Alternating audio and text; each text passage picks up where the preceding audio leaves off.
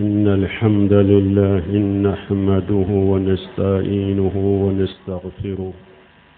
ونعوذ بالله من شرور أنفسنا ومن سيئات أعمالنا من يهديه الله فلا مضل له ومن يضلل فلا هادي له وأشهد أن لا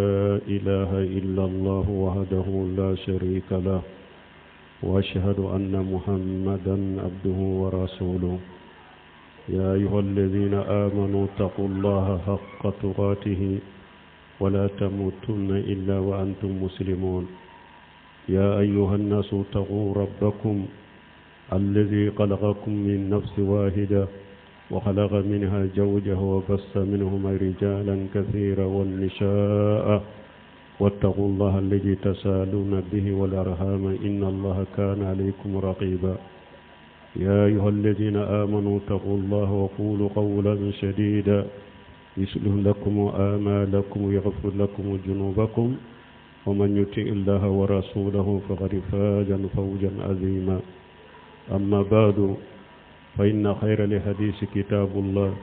وخير الهدي هدي محمد صلى الله عليه وسلم وشر الأمور محدثاتها وكل محدثة بدعة وكل بدعة ضلالة وكل ضلالة في النار عباد الله عن أبي هريرة رضي الله عنه قال قال رسول الله صلى الله عليه وسلم ياتي على الناس زمان ياتي على الناس سنوات قداءة يصدق فيها الكاذب ويكذب فيها الصادق ويؤتمن فيها الخائن ويقون فيها الأمين وينطق فيها أرويبدة وقيل يا رسول الله ما أرويبدة قال الرجل التافه يتكلم في أمر الأمة أرواه لابن ماجه وصححه الشيخ الألباني أمبي على تنو أمبي دمنيني على في أمبي يافنيني على في أمبي على دليا كان كيسي كاباني ركون تورو منانك بارا جمو نيالاي جوم من كندا موتي سرو من بو فيلي نيالاي جوم من فيلي موتي سرو من بو كندا أمبي سيريا ما سيتي مني باتوشي على مكة كاني على كلم بوتي جنيونتي على لا أمبي سيريا محمد ولا كجون ولا كتشيدندو كسني نما بكا مؤمنون ayesira alanye saya kana sarwa bada na te silamawiye ala ko qur'ana ko na ko hadama don ayesira alanye masame nyawda ka bonnin kelela ko ninkele muso da ka bola ka ce chama ni muso chama chari ka bu ula ayesira alanye akasira sinji fanaye akana tige akado ko alaye korosil bagade awuka ala ko qur'ana kono ako mu'minun ayekuma tileum fa ka sawaba kuma ufo ni mo tugura la ko itugura chiden ko yenni yoro soro ni yoro min kabbu kosobe no temina kabwe kuma benyuma ya alaka kuma de minya laka qur'ana kanda benyuma ye chiden ka kanda sirai sallallahu alaihi wasallam ko ula ko min ka jugo kateme ko beka o ye ko kurawude bidiyala ko kurawude dina kono ko kura be bidiya be fili be tasuma de kono alaka jon hadisa nana kabo abi hurara tabulo hadisa mi na be ciden kan najuma ya ta manse do min alamun nabuwa hadisa nye ciden kan najuma ya atamanse do de ye hadisa nye ciden te ko dogolendo minni ala ya la duniya ko dogolen minna abo fo akam manton ye wa ma yantiquna li hawa in huwa illa wahyuha ciden te kuma na nindi moye abe kuma fo abe ye wahaude ni ala ya ci ama ciden ya fo ko wakatu dobe na hada madawna ko sewa jinya be yelema jinya abe yelema sawum bena sawum mununye san jamfantu ye mana ko be yelema hagu be yelema ko be turu ukunka ciden yodo fo hadisa in kono donc o hadisa in ka kuma ujiya kono ube kene kasisa ako sayati ala nasi sanawatu qadda'atu ko sawun bina sawun do bina hadama dawma ko sawun mununye sanjam fantuye mana ko be yelema o sawun kono ko be yelema chogodi yusaddaqu fiha alkajibu nu o sawun nana mogo bedda galontige lawdela mogo be badda galontige lawdela balmo jiyan fule sisa cinya tigi bi ibi ka cinya fo ka kashi annofe mogo mapositala mogo ta mina uta jate galontige la be bado suni tile min be galontige no shigira ka min fo no jora ka min fo o de be mina mogo be da o de la yusaddaqu fiha likadib ciden ko sa ko galontige law mogo be da ulu de la o yukajjabu fiha sadiqu mogo be cinyatigu galontige ya ube da galontige law de la cinyatigu ube ulu galontige ya ute da ulu la jiyan laje sisa kabilaw kono kiwun kono misiru kono dugu kono jamanaw kono jiyan kono sisa cinyatigu galontige alende do galontige la dama dama mogo be da ulu de la mogo be giri ulu de nofe me mogo be cinya fo mogo jate la mogo bolo ebe ake ka fengo fenfo abengalo cinya tala della tala ubolo cide nyanni fo sallallahu alaihi wasallam ako tuguni oyu utamanu fiha alqa'inu ako no sawunana mogo be da jamfantu de la mogo munu nye jamfantu de nute ko bo asira fede mogo be da ulu de la oyu qawwanu fiha al-aminu danna yamaw mogo bulu jate mina jamfantu de mogo te da ula uto ka ko fuye uto ka ko kalfu ma uto ka ko sobe fuye jamfantu nu ulu de be donka bola jamfantu bu ka ko fu ode jamfantu be ko nyeshi ulu de ma me mogo ye danna yama de mogo te da ela tukuni danna yamaw mogo bulu mina ko jamfantu de do ube da jamfantu de la donc minye danna yamaw ye ube ulu ke jamfantu ye siden ko sawmbena balma ambo kono jiyan la sisade dina famfela law jiyan famfela law mogo kon ka danna ya de dafa bi mogo bolo yere ko te ko kalama ko ate jiyan ko kalama ko atese donka bola atese kuma fulala ate ko kalama ate jiyan ko kalama danna yamaw mogo bulu ye jate ko mi jamfantu awa ciidanya mumurufo ako o yenin tigu fiha urway bidatu Allahu akbar ako ni o sawnana ako maniu kuma be wulude bolo jiyan kono o sawna o wakati wula kuma be maniu ma laggo silew maniu ma munu nyerete dala uka kabila kono kabila nyana mani dambe nyana ma yere tula de wulude be kuma jiyan kono o wakati wulude ka kuma be mina وقيل ما أروي بدته أكو تشيد ما أروي بدته فناي جماعي أكو الرجل تافه يتكلم في أمر الأمة تشيدن كروي بداي مني كم ماني ما لم كلون كنا بكما هربكما ولا أجي الله جيسي ساتي إرجع سوسولا سبلي كلاو منو بسبلي وكه سبلي كلاو الله جيسي ساتي sabale kila munun be kuma jamana ka kola jamana ka huruba kola ko munye famo ka koye ko munne jamana be ka kunkoye sabale kila munun be o sebe sisa ujate mina ta u sege sege ke ni be hari dambe nyana masorola ta u sege sege ni be hari kabila nyana masorola ta sege sege na be dala haraka demba ya kono ke na be dala haraka kabila kono ta sege sege munun be kuma jamana ka huruba ko la bi erejo sosouka arajo la feuna tawu sege sege ke ya law be dala ka kabila yere kono folo iba suru mogodo te dala haru ka kabila kono ite hari dambe nyana ma yere sorula malan kolo dama dama manu dama dama jamana ka huruba ko iba suru lu de kuma la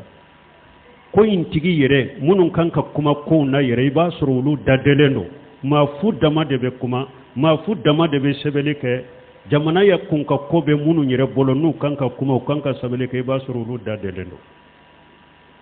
ci dan yan nin fo sallallahu alaihi wasallam an bo wakati la dina fana fan felallaje tuma misal fawzan yanni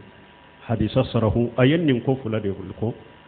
ako jiya ko laje jiya kun kona ko laje sebele ke la munun be sebele ke kuma le ke la munun be kuma la abe malankolo abe ma fu dama wulu de be jamana ka hurba ko fo munun kanka jamana ka hurba ko fo yere wulu da delendo mi manka fo lu be to fo mi manka sabe bita sabe kabo ako ni jamana ka ni dina ko fana laje silamo ka kun kona ko silamo ka hurba ko min ye ala yere jati ka koye min ye qur'ana koye min ye hadisa koye min ye cidon koye min ye malika koye erjo soso laje ke mo sita ke ka kumu la ka kuma dina ko di malika wala ni nabi nyuma ka ani qur'ana ka abe malankolo erjo soso laje ke bido kunkurunu ulame ke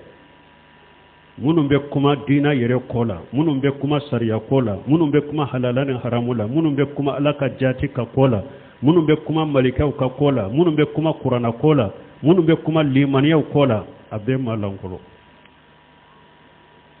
maniu ute dala haruka demba yakono ni yu sege uti hari dambe nyana mani kabila nyana masorula ulude be rejo soso ka ulude kumbo lendo ulude ka kuma ube kenema dina kola dina ka hurba ko minye doni ke baga bawye doni ke baga nyumaw ahli sunna wal jamaa faham salafu salih munum ba an yedo yere uluda de lendo kuma ulute kuma chogo yere so e pe ulude be lagosi malankolo nunum bolo malankolo munum be kuma erjo sosowla utake ka dankarimu foyila ala ka dina ala ka qur'ana ala ka malike wala ka cidew doni ke baga nyuma munum be jiyan kono ubake ka kuma rejo sokunu kuudo de dankari ulude da ku ewa kun nani ku lagoshi kun nani ku lagoshi ci da nyan nin fode ako jiyan laba sawundo bena ako ninde beke awa be jiyan kono sisa ni hadisa jiyan fule ka nyana mayan nin kono bi ni ede ko cinya ka fo cinya ka ke teritila je nyogontila deme bagatila sinshi bagatila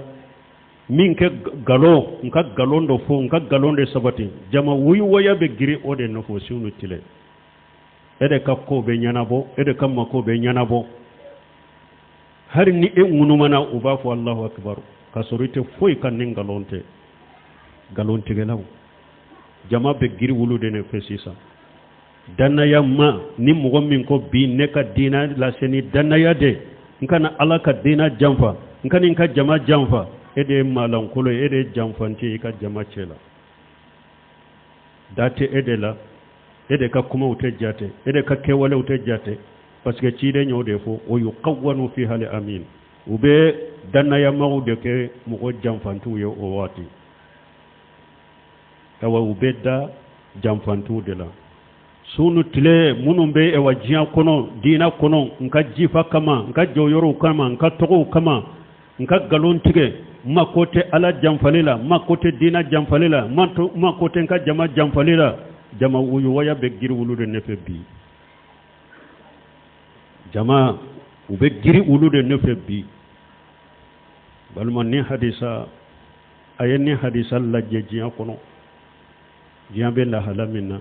wallahi ni nya yiranna cidenye cinya tigide do cidende do alaka cidende do ada de ya ci ate kuma na kanin dungoy ayem mi fonni hade say kono ambe nyana maya o kono bi barakallahu li wa lakum fil qur'anil hakim wa nafani wa iyyakum bima fihi min al dhikril hakim aqulu qawli hadha wastaghfirullaha li wa lakum wa lisa'iril muslimina min kulli dhanbi wastaghfiruhu innahu huwal ghafurur rahim.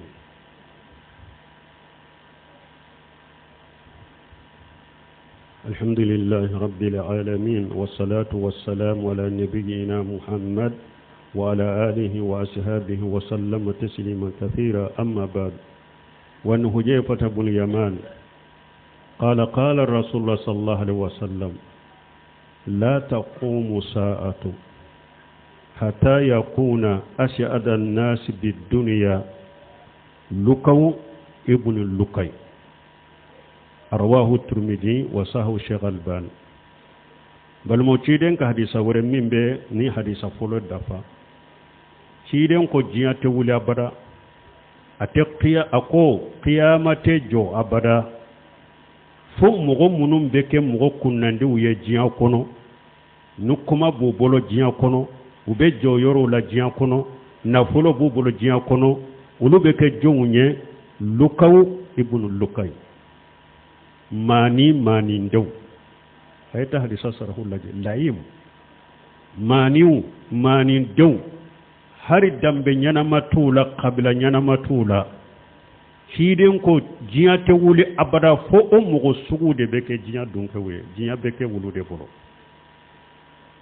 wulu de ka kuma kaumbe mina jiya kono na folo be wulu de bolo wulu de be hada madun ka jiya ko jere ako qiyamate jo abada ako obeke hatta yakuna ash'ada an-nas bid-dunya lukaw ibn lukay jiya te wuli abada qiyamate jo abada foni mogo munum beke jiya ewa mogo bawye ubeke shetugu ye ubeke nafolotugu ye ubeke shenkola ye uka kuma bemina ube ko foni ube ko shiri ulu beke manu de manindew jiya laba chiden ko de beke manindew jiya bel laba ulu de jiya ko jiya te wuli abada fo ulu de be kunnandiani jiya ye ka kunnandiani anyema yaye ka kunna diya soroni ewa aka joyoruye ka kunna diya soroni aka nafolo sorowe ulu beke manu de manindew siden kadi sawde fulani ni bal ma yeji Allah je ka ay ji Allah je ma sobe min nay ba soro bi sheba ye yurwali baye ka dina deme ka dina tugu deme ka fantaw deme ka balimaw deme illa ma rahim rabbi abede me kelen kelo iba soro yurwali be fengo fenye a foite foila jian kono ni kollan kolon fote kuma lan kolon fo ni kolla kolenke me ka sobe ke ni nafolo ye sobe tigi nafolo ba wolo hakilima nafolo ba bolo aba jere chogo nyuma na bedo dina dafe abaido mogo nyuma dafe abedo sinji dafe abedo balima dafe o ka dogo bide anta fo atede me aka dogo de donc ni hadisa fula nanyu lajje bi nonu nye min alamun nabuwa nonu be ciden ka e won nabi nyuma yatta man sede yira ka fon nabi nyuma de do ayekuma fo kuma munu make aletilela una wakati ka jayre me kuma nunun kuma sera si sawbe kene ka jiya kono si sawbe kene ka ambe ala deli minye li mariya nyuma ani alanya siranya ala ko kanye minye dina famu ko nyuma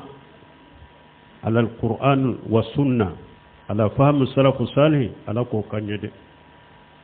ka dina famu ka qur'ana famu ko salafu ya famu chogomi ka ciden ka hadisa famu ko salafu ya famu chogomi ka barake nuye ala ko kanye ala kan kanda ala kan limana dama ala kan siranya dama ربنا آتنا في الدنيا حسنة وفي الآخرة حسنة وقنا عذاب النار